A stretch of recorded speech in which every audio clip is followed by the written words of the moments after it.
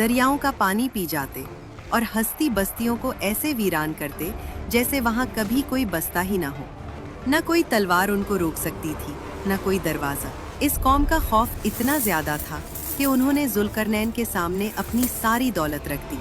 उन्होंने कहा, ए जुल्करनैन, हम आपको खिराज देंगे, सोना देंगे, माल देंगे, बस हमारे और उनके दरमियान कोई रुकावट, कोई दीवार बना दीजिए। मगर जुल्करनैन कोई आम दुनियावी बादशाह नहीं थे। उन्हें माल की हवस नहीं थी। उन्होंने इस सोने और चांदी की तरफ देखा और एक तारीखी जुमला कहा, जो ताकत और इख्तियार मेरे रब ने मुझे दिया है वो तुम्हारे माल से बेहतर है। उन्होंने उनसे पैसा नहीं मांगा, उन्होंने उनसे मेन पावर यानी बाजुओं की ताकत मांगी। उन्होंने कहा, तुम बस अपनी जिस्मानी कुव्वत से मेरी मदद करो, मैं तुम्हारे और उनके दरमियान एक ऐसी मजबूत दीवार बना दूंगा जिसे वो कभी उबूर न कर सकेंगे। फिर शुरू हुआ इंसानी तारीख का सबसे बड़ा और अनोखा इंजीनियरिंग प्रोजेक्ट।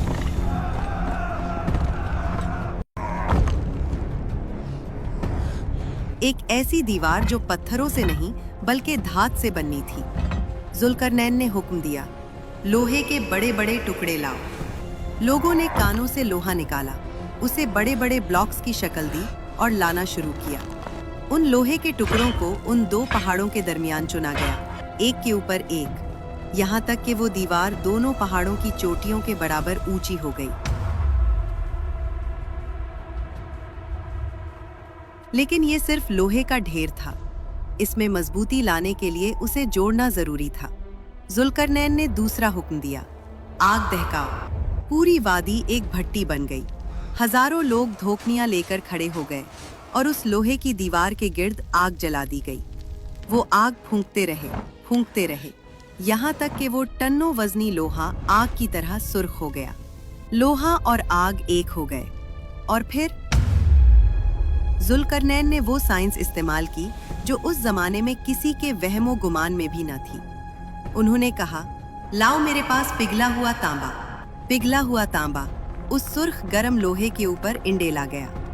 केमिस्ट्री का उसूल है कि जब लोहे और तांबे को मिलाया जाए तो एक ऐसी धात वजूद में आती है जो लोहे से कई गुना ज्यादा सख्त होती है और जिसे जंग नहीं लगता। तांबे ने लोहे के मसामों को भर दिया और उसे एक ठोस वजूद बना दिया। जब धुआं छटा तो मंजर हैरान कुन था।